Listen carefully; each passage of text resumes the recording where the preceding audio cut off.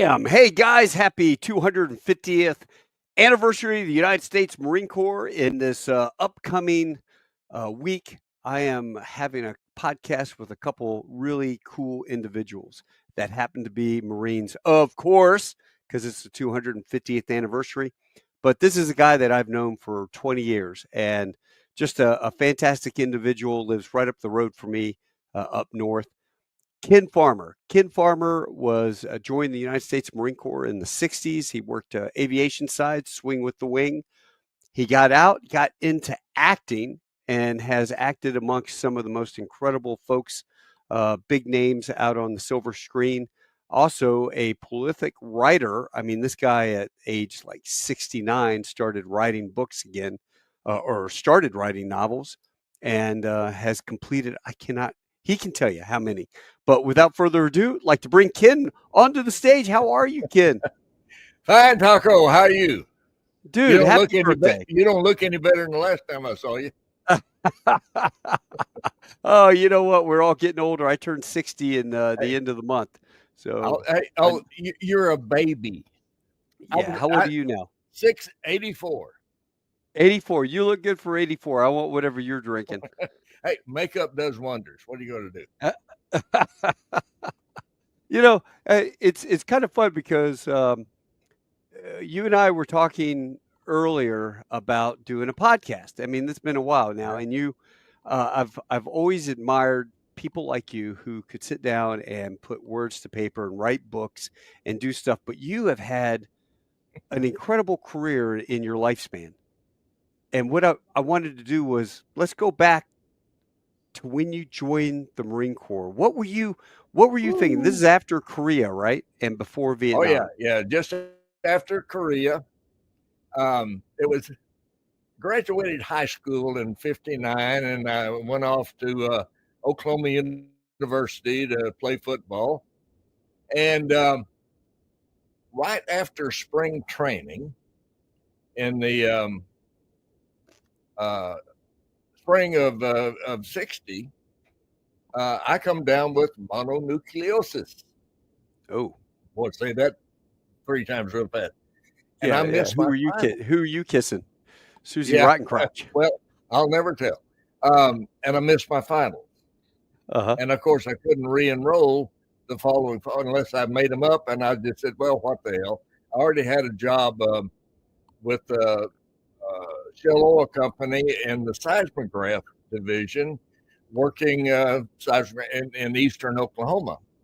Well, I'll average walking 20 miles a day over eastern Oklahoma.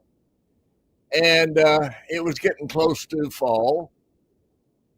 And my best friend from high school calls me and says, hey, Kenny, I'm joining the Marine Corps. Come with me. I said, well, what the hell? Let's go. Do you guys do the buddy program? I meet him. No, I don't. Well, I guess so, because we wound up in boot camp together. So I don't know that. It's been too damn long. Okay, I don't remember if it was the buddy program or what. But right. September the 9th, we met and signed up, and on the 14th, we stepped off the bus at Paris Island, and everybody had told me, said, "Oh man, it's going to be hell. The guys scare you to death, and they're Billy Bob badasses and all that." And the first couple of weeks, I thought it was fun.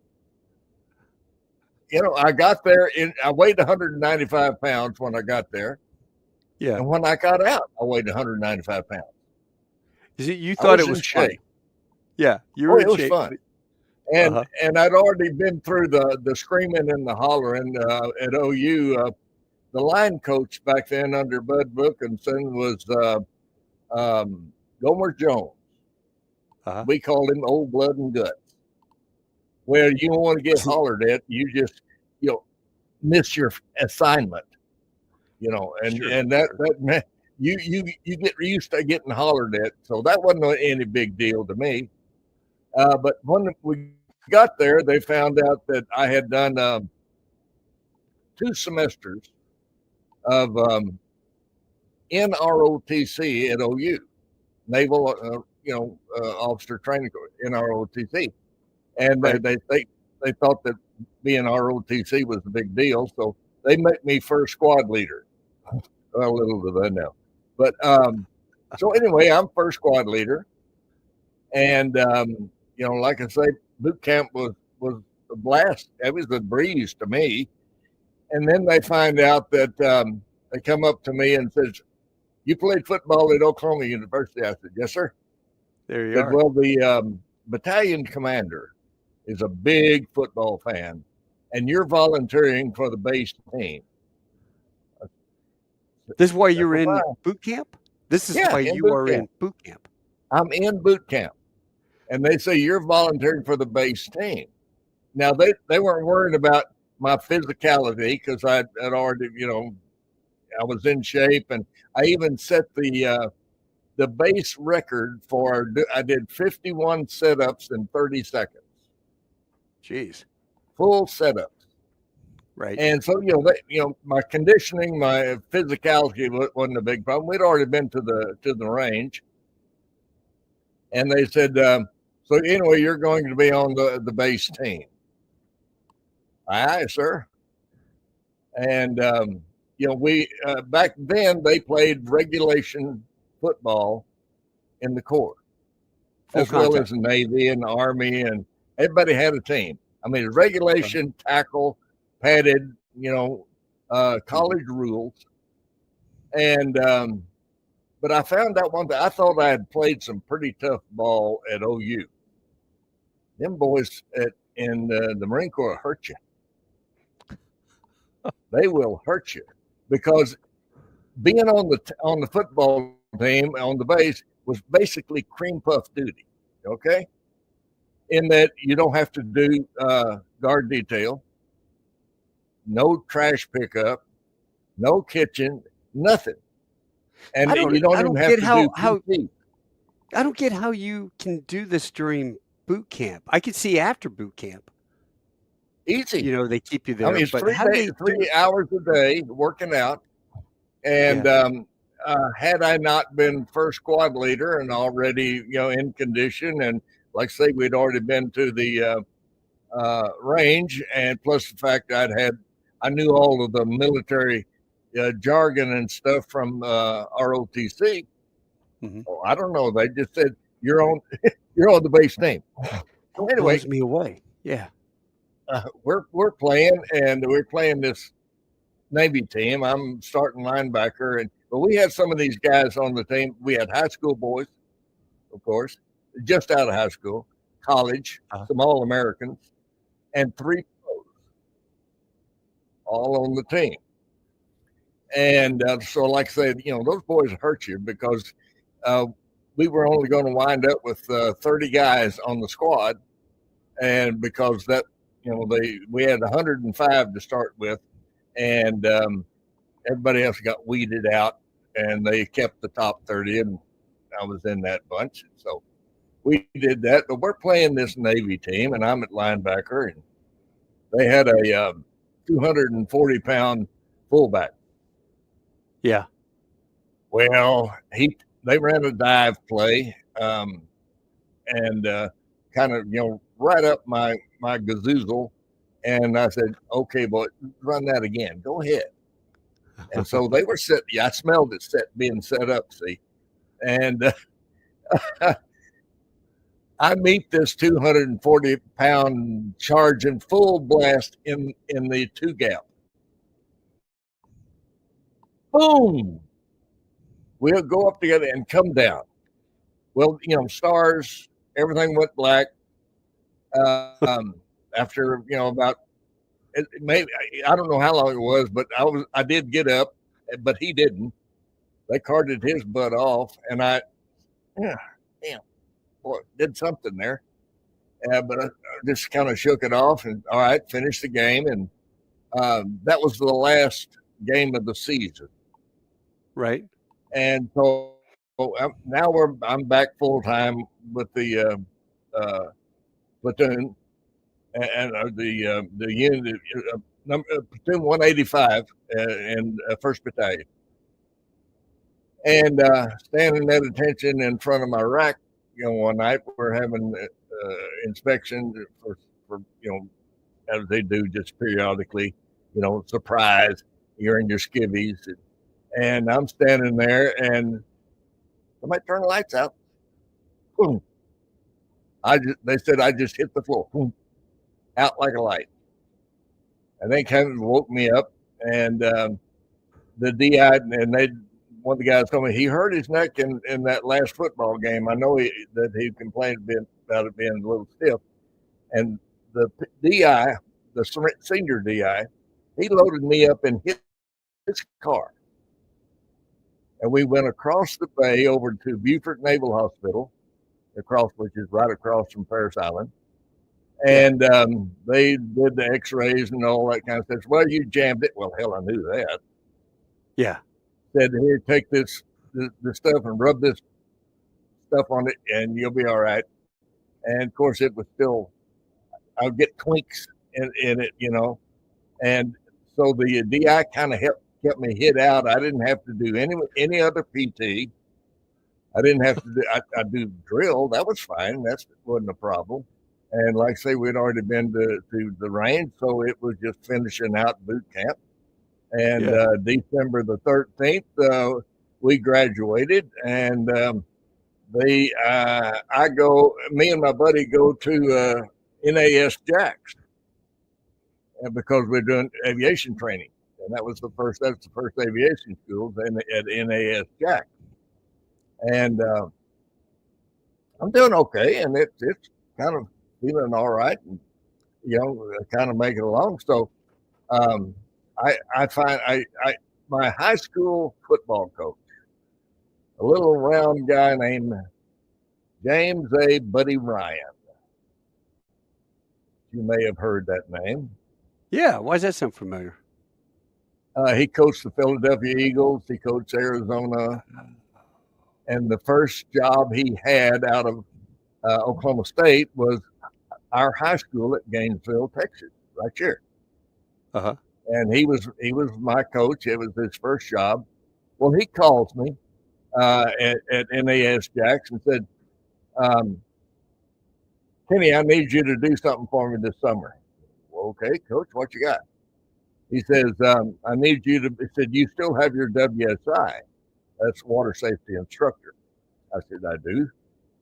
And he says, I'm the camp director for Camp Dale Robertson at Lake of the Pines, just outside of Marshall. And said, I need you to be the waterfront director. Okay. So I go for this highfalutin, high dollar boys camp, and taught them canoeing, and since I was the only one that knew how, I taught them riflery and firearms and all the other stuff that we did, at the camp. You're fixing to say something. I can feel it. Yeah. How the hell are you doing this while you're active duty? Oh, I signed up. I did the original 6 months active duty. Oh, okay. Okay. And then went into the 8-year reserve program. Oh, all right. Cause I'm like, how are you taking off? No, that's why he asked me when I was getting discharged. And I had done that because I knew I was going to go back to school. Right. And I figured that by the time, since I'd already started with the ROTC, that by when I graduated, I would get my commission. Yeah. All right. And by the way, folks, here's a picture of that handsome devil right there. Look at that guy. That's movie star quality right there. That really is. I love it. Yeah, that's all back when we were young and pretty, Yeah. Well, there's Larry Wilk. I spend this. That was Larry. Yeah, that's Larry Wilcox.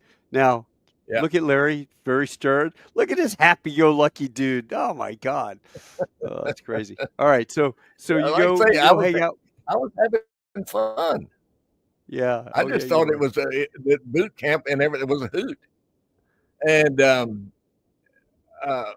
so I'm working at Camp Dale Robertson, and we do all the summer line. And the coach comes to me and says, "Where are you going to school, Kenny? When the camp's over?" And I said, Don't have an idea. No clue. He says, well, I know the football coach down at Stephen F. Austin State University, Red Conkright. He's a good friend of mine. Go down there and tell him, I'll call him and tell him you're coming down. And you can try out, and if he likes you, he'll give you a scholarship. So I went down, and everybody had already run their mile, which back then that's what they did when to start the season, that you had to run a mile, and it had to be in less than 6 minutes or something like that. It said, oh, that shows that you're in shape. Bull. And so I run it by myself, and I run 1 second slower than the fastest guy that had run it from the crowd. And they said, well, if you'd had somebody to run against, you'd have probably had a new fast time. Said, well, it is what it is. And they said, okay, you're in shape. Go check your gear out. And we started 2-a-days. Well, that was one of the reasons I wasn't bothered about boot camp, because 2-a-days, if you can go through 2-a-days in 105 degrees, ain't nothing going to bother you. Yeah, it's all mental anyway. Yeah. Oh, yeah. And because well, I always thought this can't last forever. So that's, you look for it. It's going to be over in some time. So we're on the 3rd day of 2-a-days. Coach Conkright comes up to me in the dressing room after getting showered, and he said, come to my office, Farmer, when you get dressed. I said, uh-oh, here he comes. He's thinking to give me my walking papers. So I go into his office. Yes, sir. And he hands me an envelope and says, take this to the registrar. I'm putting you on a full ride scholarship for the next 3 years. Nice. Okay. So I said, and sign up for your classes. So nice. I did that. So anyway, I finished up college, and I knew my neck was hurting then, but they had never told me that it was cracked. Right. I didn't find out that it had 4 fractures in what they call the atlas, which is the one the head sits on, first vertebra. Okay. Got 4 fractures in it, and I have a 30% compression of my cervical disc. Holy crap. So you're near that's a near death hit. Yeah, that's what the doctors told me, because this was like maybe 20 years ago. Mm-hmm. I found out all this stuff. Didn't know anything. I just knew it was hurt. Take a couple of Advils or aspirins, and get on about your rat killing. And all this time I had been in those 20 years I'd gone to Hollywood and done that thing, and just the other one that was a piece of cake. And I said, they actually pay me to do this? That's cool. And okay, all right. Stop. You're going. Let's go back. Marine Corps. Going back. How many years did you spend in the Marine Corps? Because you didn't go officer, so you did aviation, right? Did aviation, and I was in the helicopter squadron, HMM 777, which was a rescue chopper unit, and it was the big twin rotor, straight-bodied craft, twin rotors. Uh-huh. It was the one that dropped the Mercury capsule when it was the first one to go pick it up. That's when they mothballed it. But it was like flying a log wagon. All the crew, I was crew then, and all the crew had to fly second seat. So we had to know how to fly it. So, we'd get up there, and the pilot said, all right, you got the stick. And this sucker's like flying a log wagon. I swear to God. That's the roughest. It was a big, recip engine. And it would beat you to death. It took almost 2 hands. You got to put it between your legs and then hold that stick. And, the rotor control is between the seats.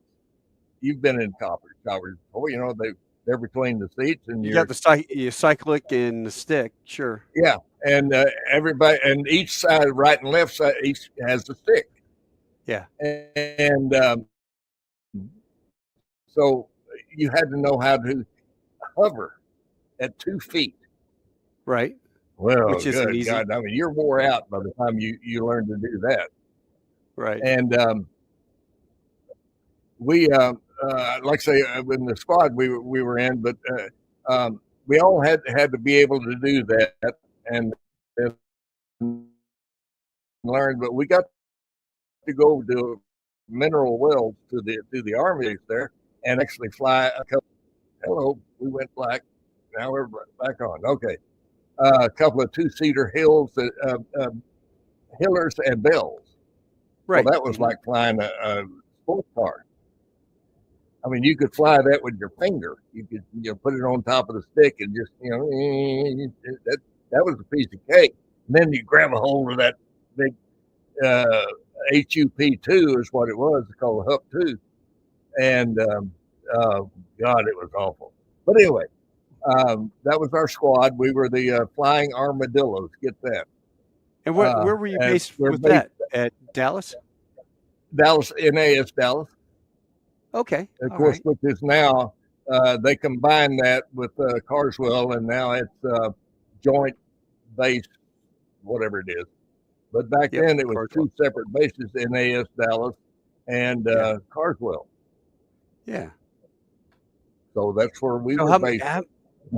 Okay, so how many years did you spend in the Marine Corps, in the reserves?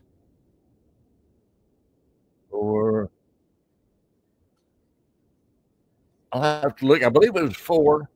But when I went to Stephen F., this is how this all dovetails in. When I went to Stephen F., and I wasn't able to make my reserve meetings because during football season, we play games on Saturday. And they're saying, well, we're going to pull you in. And I told a coach who happened to be a former Marine, and he called this friend of his, and they said, all right, we're going to get you signed up for the PLC program. Okay, good. And so that got them off my back for the season. And then the following summer, I go to Quantico. Yeah, PLC, Quantico, Camp Upshur. Yeah. And so they're doing all of the PLCs that, we're there getting checked in and looked at and all that kind of stuff. And they had seen where they had, in my records, my medical records, that they had taken me over to Beaufort and so on. And they did some more x-rays there. And it was in my records that I had passed out. And the doctor says, well, you're going home, Farmer. We don't think we want you up there and you going night-night. Oh, and flying contract, 6 of us flunked the physical that day. 4 football players and 2 weightlifters. All of us athletes, but knees, necks, back, shoulders. Jeez. And they said, no, you're not physically qualified. Yeah. Okay. I mean, and so you go. So they let you out of your military obligation if you get released from OCS. The Marine Corps Reserves probably said, "That's it, right? You're done."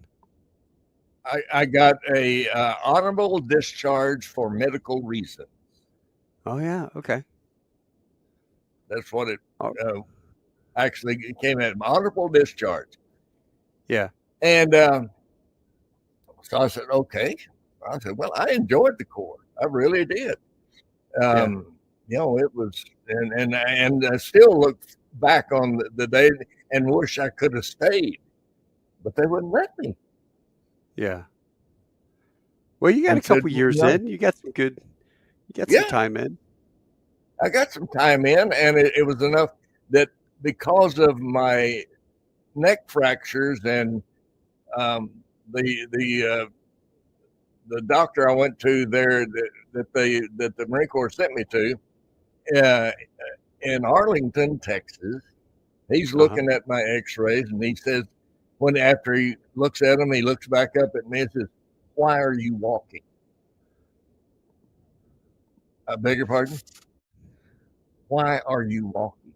How are you walking? With a neck like this, he says, I know friends of mine that have necks not this bad in wheelchairs. Yeah. And I told him, I guess the only reason is I knew that I was hurt, but I exercised a lot. I done, lifts with my neck and, against the side of the door. I exercised it all the time. I had a 19.5-inch neck. Sucker was this big. And they said apparently the muscle tone was so good that it didn't allow anything to move. Because had it moved, it would have clipped my spinal cord. Yeah. So all it did, I have bruised nerves is what they classified it as. They're bruised, and bruised nerves don't really heal. But I have to now, I still every once in a while if I look down at the keyboard and something, then look back up. Oh, hello. Yeah, that's exciting. So, all right. So you get out of the Marine Corps, you graduate from college. How do you end up in Hollywood? Who discovered you? Well, it was a weird thing. I had a brother.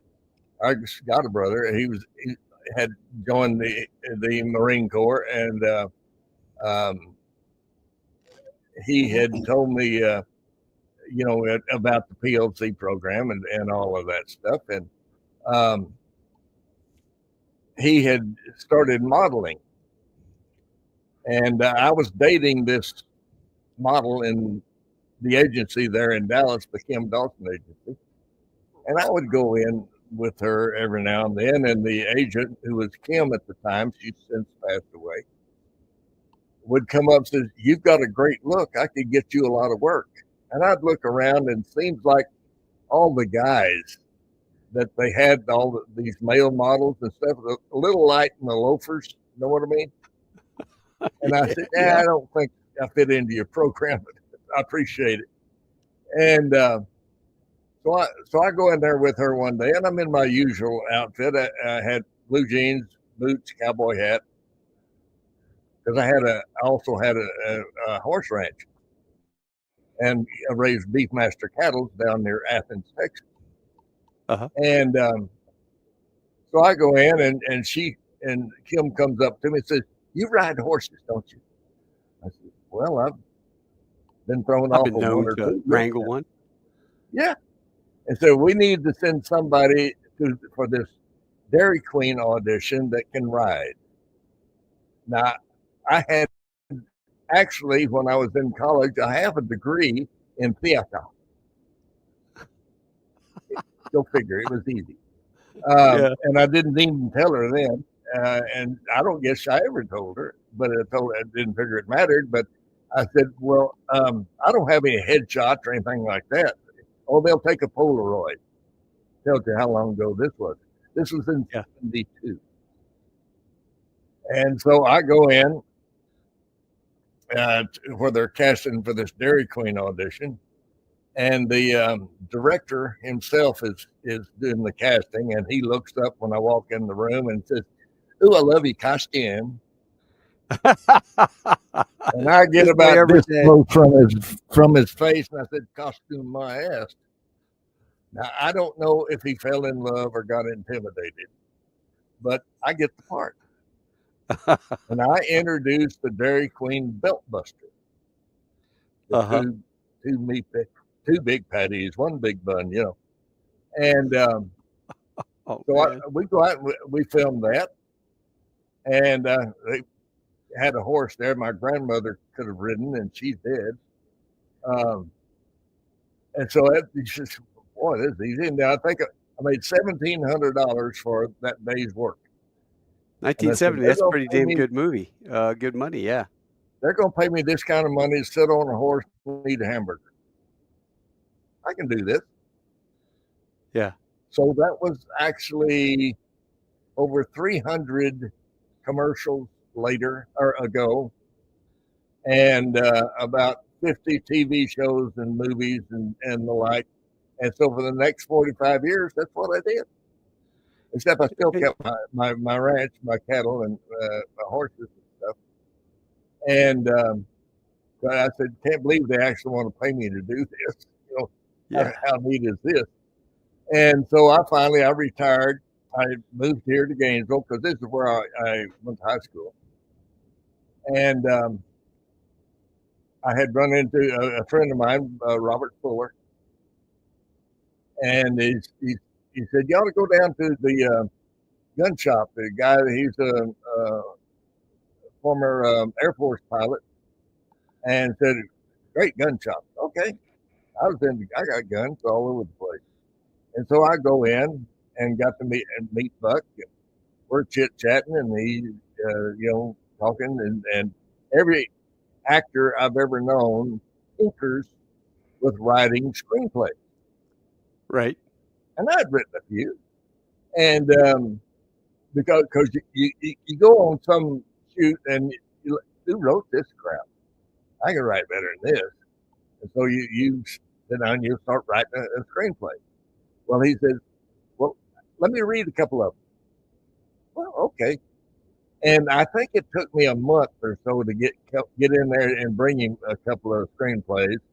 It wasn't a big deal to me. I just, here, take a read. And he's reading them. And next time I go in, he says, these are pretty good. I said, how much would it cost to do one? Right. And I told him, and he says, let's do it. I said, well, okay, which one? And he said, how about this Rockabilly Baby one that I had written a screenplay based on a Leslie Jordan stage play. Leslie Jordan's a little short comedian. He's about 4'11". He passed away. Mm-hmm.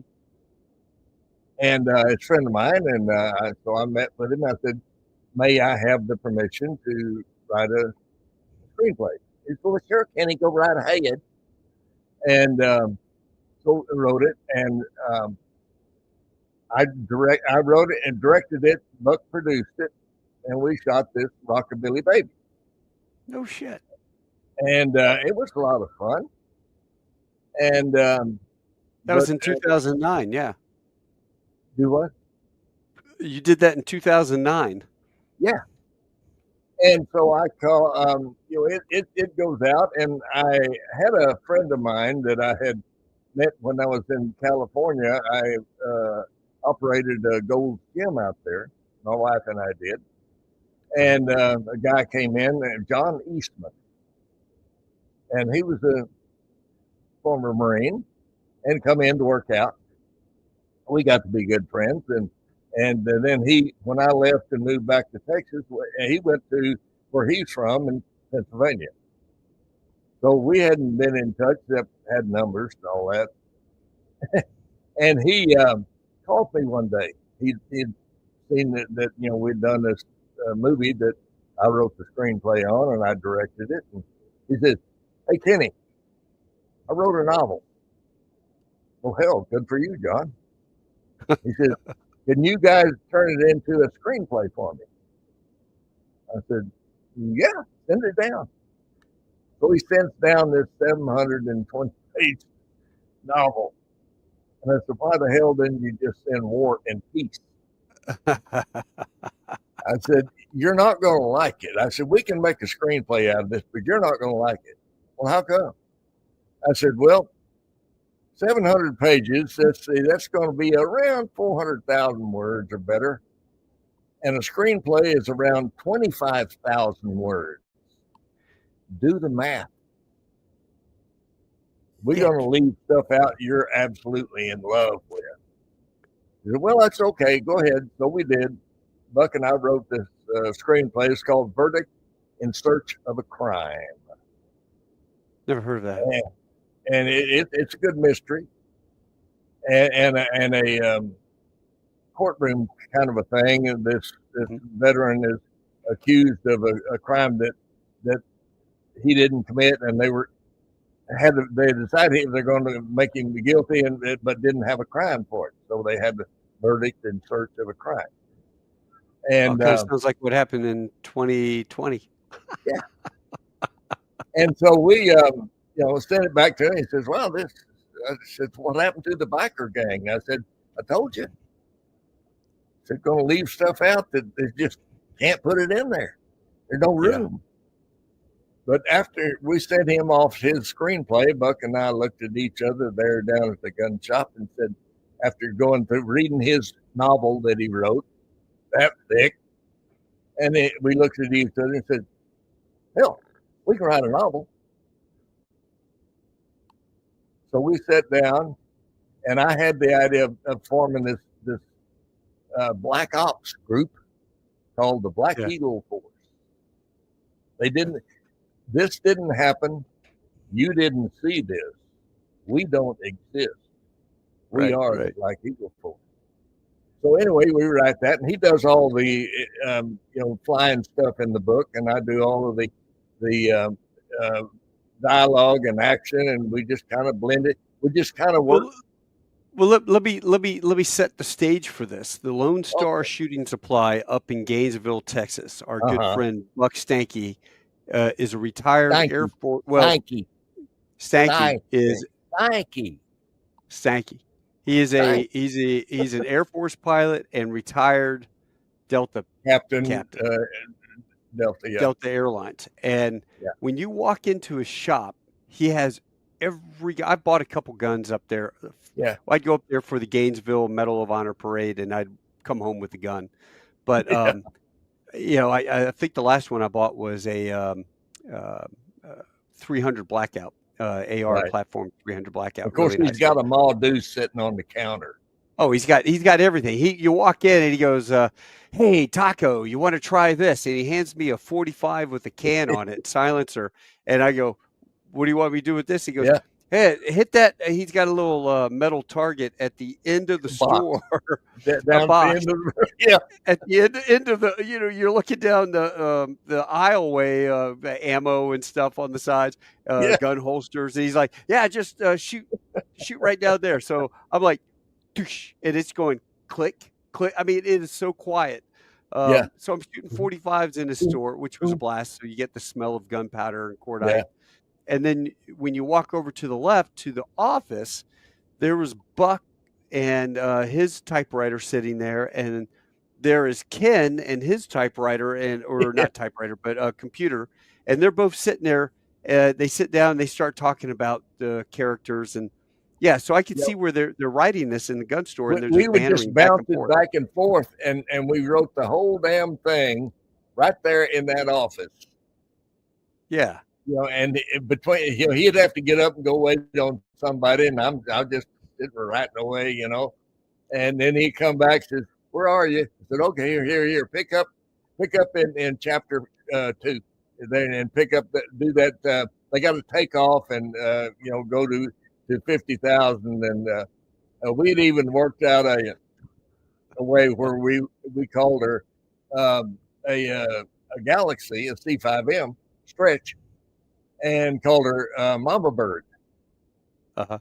And we had these little 4-engine VTOLs that would rotate. The engines would rotate. They would do about 400 knots. And we would launch out the back of a C5M at 12,000 feet. Yeah.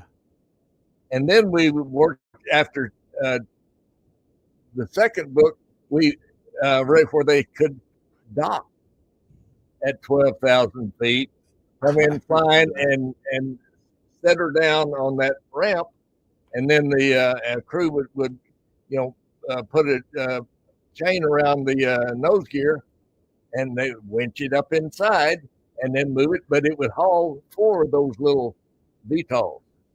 Yeah. and that was where they would go to take the Black Eagle Force to do whatever job. The only person in the country who knew they existed was the president, and he could the president and the Secretary of Defense, Secretary of War, and It was they were called the only Black ones Eagle. that, What was the book called? Black Eagle?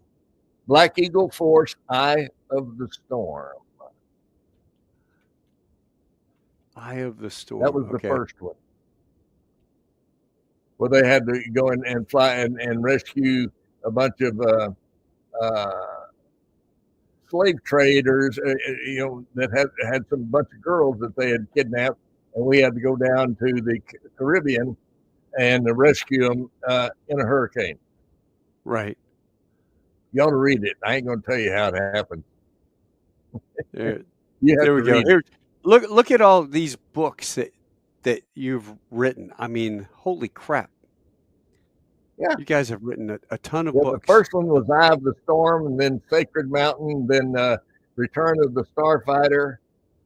And that we've done 8 of the Black Eagle Force movies so far. Yeah. And then you moved off into more Western, if I remember right. We've done 4 Westerns together and 2 police procedural modern cop books. Yeah. One called Recipe for Murder, and I forget the other name of it. And people can buy your books on demand on Amazon, if I remember. Oh yeah, that's where I got mine. We have a bunch of them at the gun shop too. I want to go back to 1985 or probably 84 when okay. All right, so that's 84, 85. How did you score this role in Silverado? No, that is 84. Because it came out in 85. So I figure a year prior. In 80.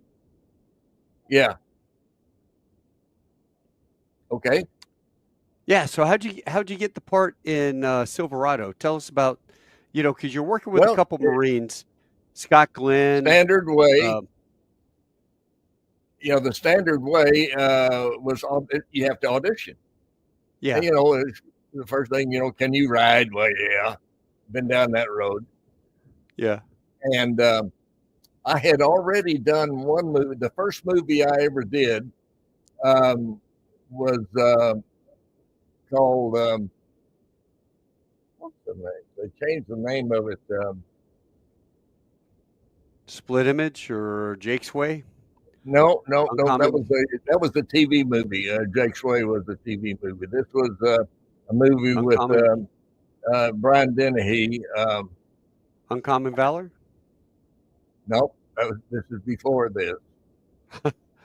The very first one, it'll come to me in a minute, because they changed the name on it. But anyway, I had done one with Brian Dennehy, and we got talking. As a matter of fact, we'd gone out, but in the evenings, and to a few honky tonks, and for some reason they kept throwing us out. I don't know why. They probably didn't like the Irish drinking songs we were drinking or singing.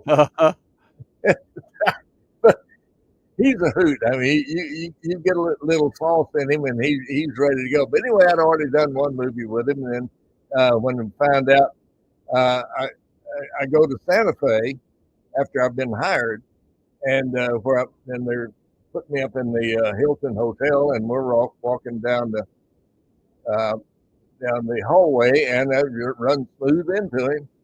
I said, Brian, I didn't know you were on this shoot. Yeah, I didn't know you were either.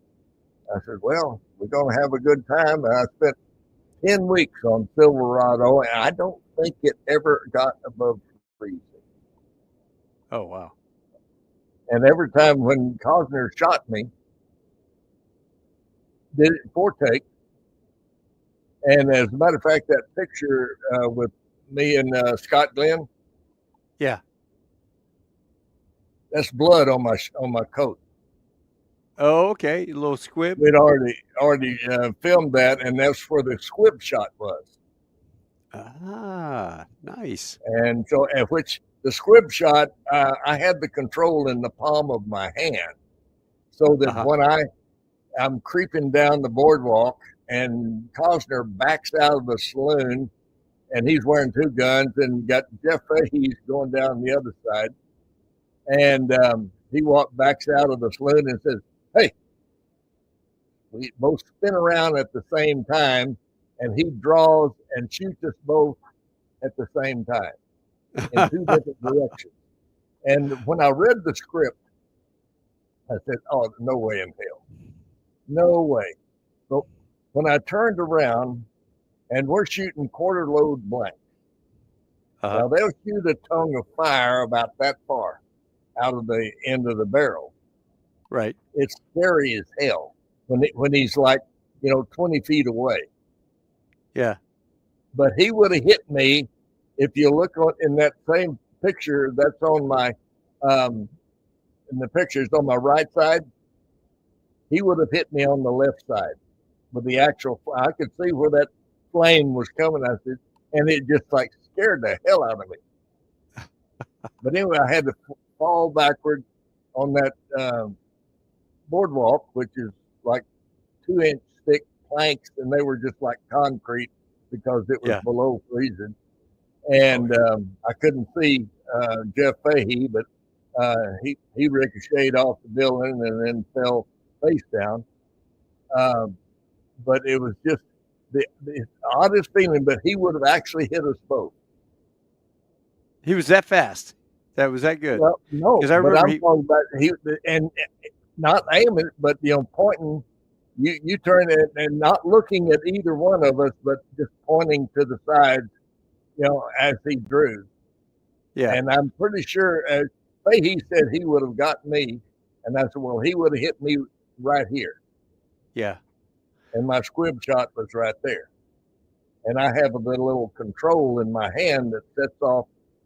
They put it's not the size of a silver dollar. They rough up the material so it will come through, and they stick this thing under your skin.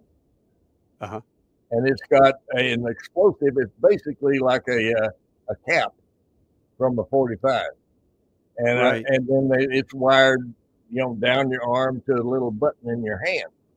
So when I spin around, and I see that flare and coming at me, it's like, oh, and so it's automatic, hit it, and it goes bang, and which always amazes. It said,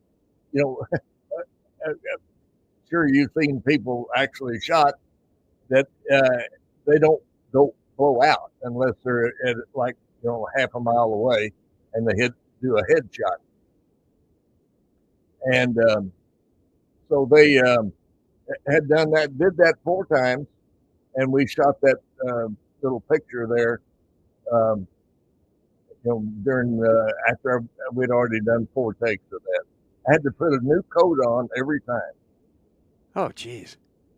It's funny you say that, because I got to do a film called Amerigeddon with a buddy of mine, Marshall T. got me an extra spot. I known Marshall for years and years and years. Yeah, Marshall was like a colonel. He was a bad guy colonel. Yeah, and he's standing in front of me. I've got a AK-47, and he has this guy down on the ground, and the guy across from him stitches him with the AR. I mean, they're maybe 7 feet from each other. Right. And he just goes like that. And the squibs were remote control. The dude was standing behind the camera. Yeah, they do that sometimes, especially when they do the series of hits like that. Yeah. Yeah. It blew me away because it shot him, and he falls back, and I was like, holy crap, that looked real. And then the director, it was Chuck Norris's son, Mike Norris. Is it Mike? Yeah, Mike. Mike's yelling, die, die, die. because a sniper shoots me in the head and I have to fall, and so then I had to drop down like a sack of potatoes, um, And your and I had to head do didn't that. It was explode. no, there was no squib on me. It was just Okay. sniper takes a headshot and you see me fall.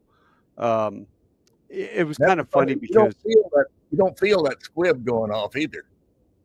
do you? Even though Because it it's looked real right with the there. blood and stuff coming Yeah. out and him coming back. I thought, damn, that looked real.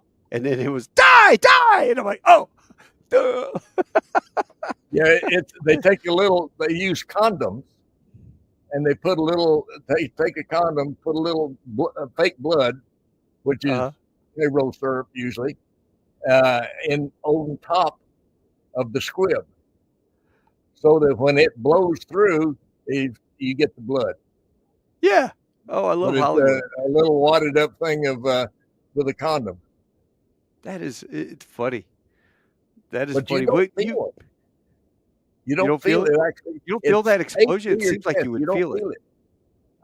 I think probably as much as anything that the adrenaline, you just don't think about it. Yeah. But you just don't really feel when you sit there and you look at that flame coming out of the end of a 45 barrel. It's like, son of a bitch. Did you forget to light the squib, or did they have to Oh reset no, for oh that? no. They just we did it we did 4 takes, and that was um, a master and a medium shot and 2 close-ups. Oh, okay. Well, which movie is this with you and Gene Hackman? That's Uncommon Valor. Okay. So you got to work with Gene Hackman twice, Yeah, it Brian was funny. Dennehy twice. Yeah, they said when I was going to say, now you're not, Hackman's hard to get along with. I said, oh, okay. So we get on the set, and you ever notice how Marines just can spot each other? Yeah.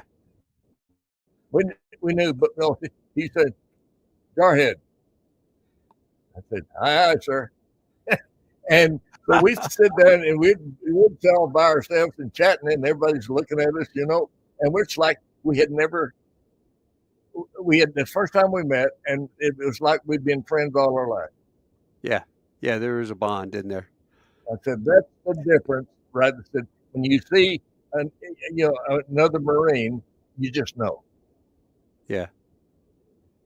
It's funny. You could be at a And that was, bar at an event, and the yeah, two Marines will find each yeah, other at the bar, and then within 3 yeah, questions or 4 questions, you've drilled down to where you know somebody in common from something, from somewhere in your career, somewhere, your yeah. time. Yeah, that's funny. So you got along great with Hackman. Hackman tell you any good stories from back in the day when he was in the Corps? You remember? God No, rest his I soul. don't really remember. Like I say, that's been So long. 50 years ago, and I have slept since then once, or maybe twice. Um, And then Scott Glenn was a Marine too, right? yes, I wonder. I got to look him up and find out what he did in the Marine Corps. actually, I think he was Marine, but I think he became a SEAL. He was a Navy SEAL? I, don't- No. As best I remember, we just, I think so, but he was a Marine. God, I'd have But to yeah, look look that it up. up. It'll say he's a Marine. Yes, friend. See, we talked about being in the Corps. You know, it's so funny. You were definitely part of that era where people had served. You know, they served in the Marine Corps. They served during war in World War II in Korea, and then they became actors. And now we Yep. have an entire crop of. I mean, you could barely count on one hand the number of people that actually served or were in combat. Yeah. I mean, Rob Well, Riggle. that's like when I joined, there was nothing going on, and I think I mentioned the closest I came to combat was that they put us on 24-hour notice, sea bags packed, ready to load up for the Bay of Pigs thing. And Kennedy pulled the plug, decided we weren't going to do that. But we were ready to go. Said, oh, yeah. That's one thing about our so it says Scott Glenn was born in 1941, and after high school he joined the Marine Corps for 3 years. So he just did Marines, and then he went into acting. Yeah, but just incredible. Yeah, jeez, 41. Yeah, we're the same age. Are you still in contact with him? I have. He's retired. He lives in Idaho, up in the mountains. Oh wow. He said he was going to do that when we worked. He said, that I'm only doing this for the retirement check. He said, I got to get the hell. I mean, he wasn't one of those guys that lived and partied and all that stuff in Hollywood, and he didn't want no part of it. Well, Hunt for Red October was always my favorite as the submarine commander. And I often think about that. Did you ever have an opportunity? Uncommon Valor probably gave you an opportunity to play a military guy, right? Yeah, I was a guard at a military prison. So that's when Hackman came in to get Sailor, Randall Tex Cobb.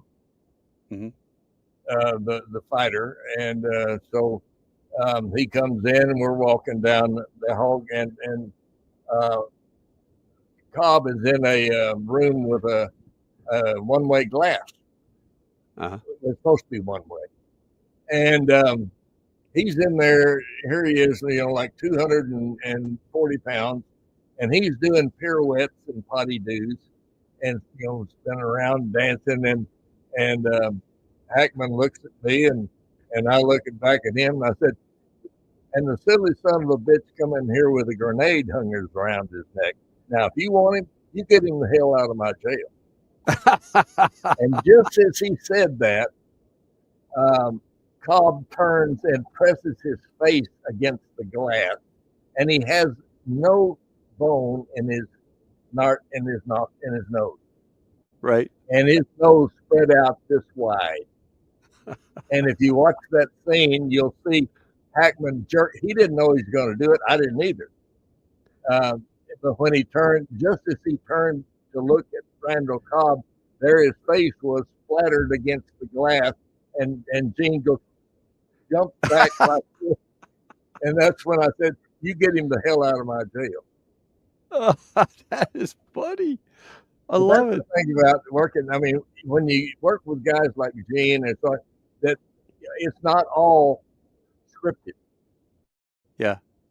As a matter of fact, very few of my lines. Ed Kochis, who was the director of that particular movie, and the one I'd done one other time with him, the first movie I had done that I can't remember the name of. We were shooting this scene as me and another and my sidekick and another guy. Oh, it was James Woods. Oh yeah. And Ted, we shot it, and actually the script said that me and this other guy were just standing there. And Ted shoots the scene. He says, "Well, that sucks. Kenny, what would your character say in this scene?" I said, "Hell, I don't know, Ted. Run the goddamn camera. Let's find out." We said, "Okay, roll it." So we do the scene again, and I improv. James Woods improv back, and I improv again, and again, cut, print, star that. Farmer, you don't get writing credit. Let's go to the next setup. And he put his arm around my shoulder when we're walking to the next setup, and says, anytime you feel your character can add something to the scene, you have carte blanche. Nice. Well, that's unheard of. He trusted me to use to contribute to the story, Yeah. and gave me free reign to do whatever I felt it was necessary. And I have, in 45 years, I never shot a scene that wasn't used. And rarely, I can't think of anything I've ever done that I did it the way it was written. Yeah. And that's one reason why I started writing screenplays. It all just kind of flowed to me. It just came naturally. And somebody said, "How do you do all that?" I said, "Well, I actually become each character." Yeah. Yeah. That's one thing I like about your books. You could definitely tell that. I mean, when somebody writes, a single person writes multiple characters, sometimes their personality bleeds through the different characters. And the combination with you and Buck, you guys definitely could split those characters up and put personalities in all of them. So it was really well done. I thought that was We're great. usually so in sync, Yeah. and rarely do we argue about any scene. It just works. Yeah. Some That's reason, pretty I mean, we even talk the same, and it's just it's really it was fun, to write yeah. with him. Well, I know stuff that he doesn't know, and he knows stuff I don't know. yeah. Hell, Well, you definitely make a good couldn't land combination. a 747, if you held a gun to my head. Well, do you have any future projects coming up here, or are you retired now? I'm working on a book right now called The Portal. It's sort What's of that a about? Western sci-fi Ooh. that two of our characters that we created in the Bone and Lorraine series find this spiral carved into a wall. You've seen them, it's just a spiral that all over the world you see these petroglyphs that are carved in a spiral. Yeah. Well, the rumor is that somehow back in the ancient days, they were portals to other worlds or other dimensions or other times. Hmm. And so Bone and Lorraine have gone fishing at Lake Possum Kingdom, and a storm comes up, and they've got to haul ass because he's in his thing, which doesn't have a top. Are you talking about a And VW so thing? they haul ass up. Yeah, he was restoring a VW thing in Okay. the Yeah. book. And so they run up to see this cave up on the side of the hill. And they run up there and get in there just as the storm hits, lightning and all this, electrical storm. And they see this petroglyph on the side, along with a petroglyph of Indians shooting deer and bow and arrows and other comet-looking thing. And Bone Plus said, "Hey, that's spiral." The ancient wisdom was that it was a portal. He says, and Lorraine says, "Oh, get out of town." And so lightning hits the hill. Boom. Makes her skin tingle and everything else. And when the storm is over, they walk outside and the lake is gone. Huh. And she says, "Where are we?"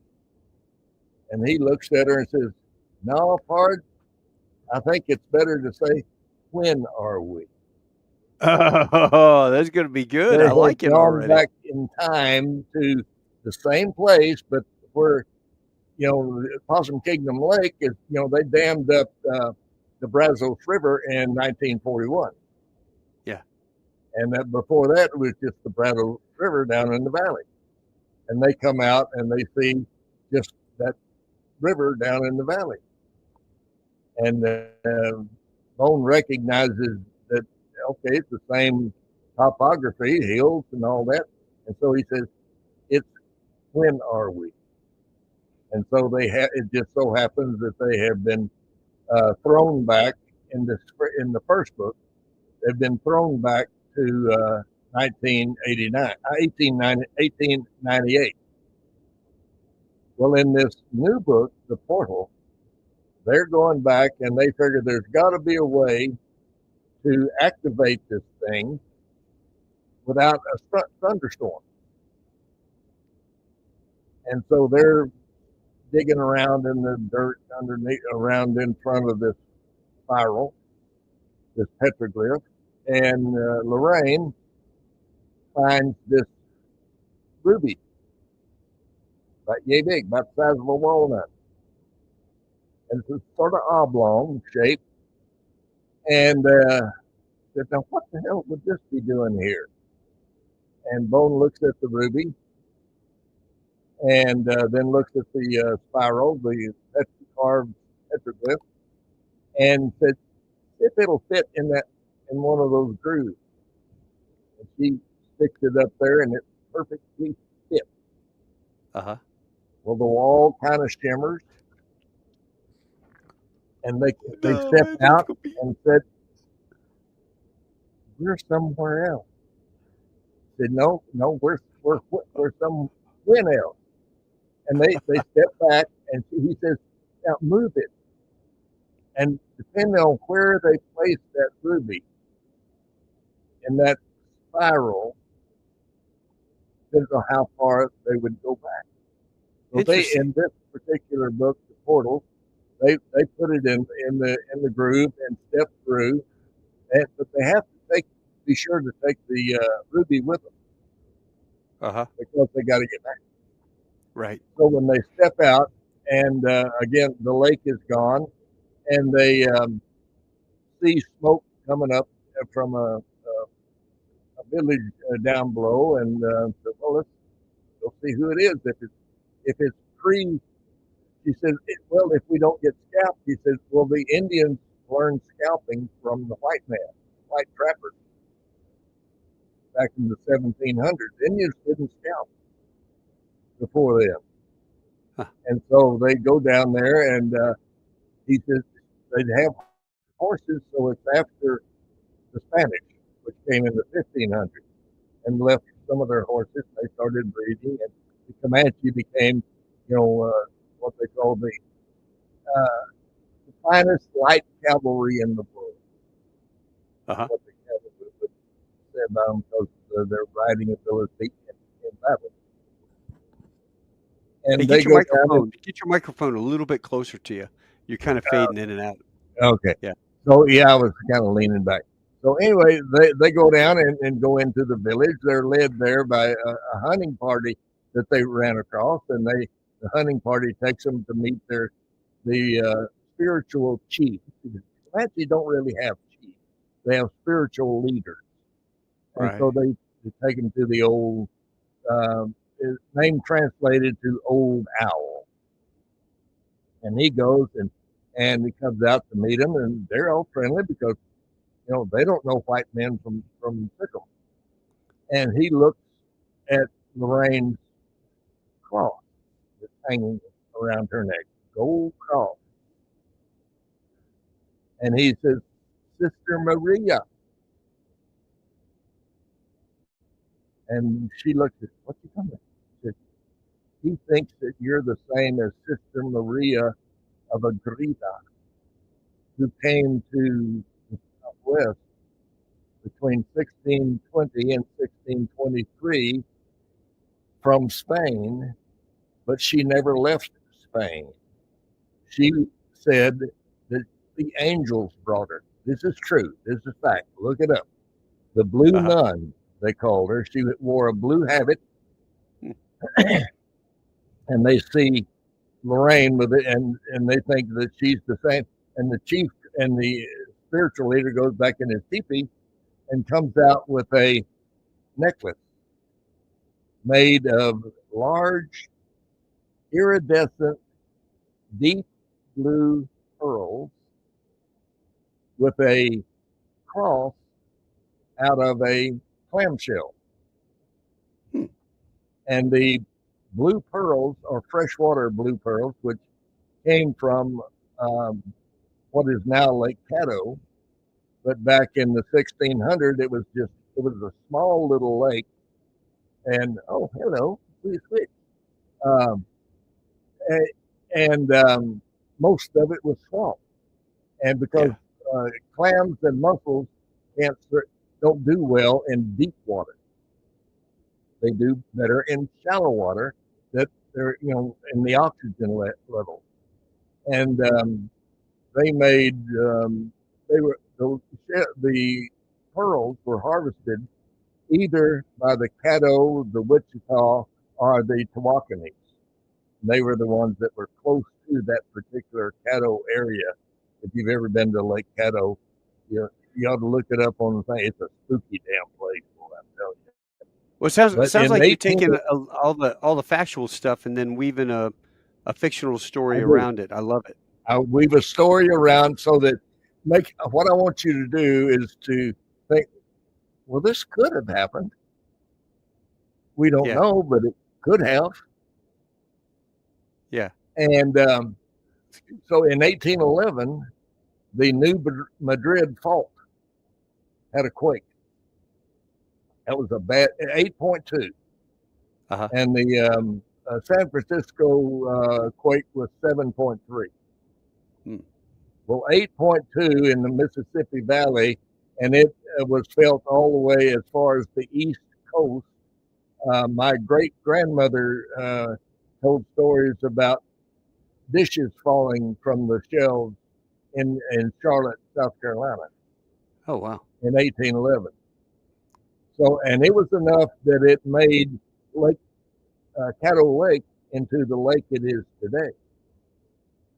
So it flooded all of that swampland, and that pretty well killed the pearl harvest for the Indian. But before that, they used the pearls like money. I'll be damned. And so the Comanche had traded with either the Caddo, the Wichita, or the Tawakoni, and for something, and got this string of pearls, and the spiritual chief gives it to Lorraine. Now, is she able to take it back in time, back to the present? Well, I'm not there yet. I've only written 6 chapters. Okay.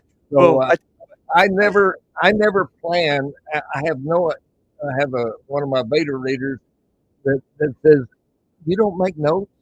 I said, "No." I said, "Well, how do you know to do all that?" I said, "I don't know. I just sit down and start writing, and there it is." That's awesome. It's what I call constant improvisation. Yeah. Like one of the exercises we have in acting is called improv. Yep.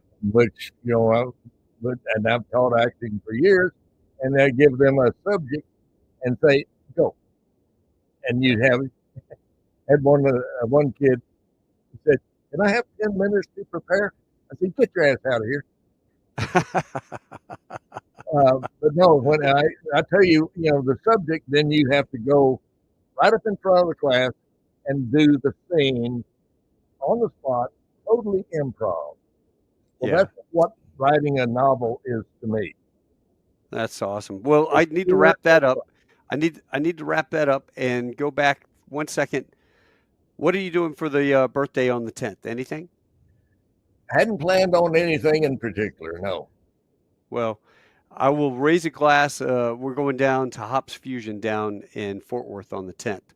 But I will raise a glass of suds and in your honor and say happy birthday, Marine.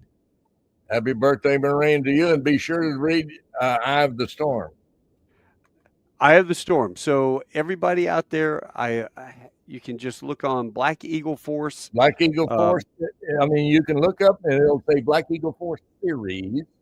And Eye of the Storm is first. Sacred Mountain is second. Return of the Starfighter is third. And there's 5 more. Yeah. Well, they're awesome books. And if you're ever up in Gainesville, I'm sure you could probably catch Ken at the gun store. So definitely, a plug for that. Go out to Lone Star Shooting Supply out there in Gainesville, Right, and you can catch up with Ken and Buck and get an right. autographed copy, no less, right? You So easily enough done, and I can even spell my name, even though I am a Marine. we'll get some crayons, man. We'll get some Yeah, where's crayons the going. crayon? Where did that come from? I have no idea, but I embrace it. I love it. I think it's kind of funny. Yeah, it is. You know, You guys quit eating crayons. So what? Oh, okay.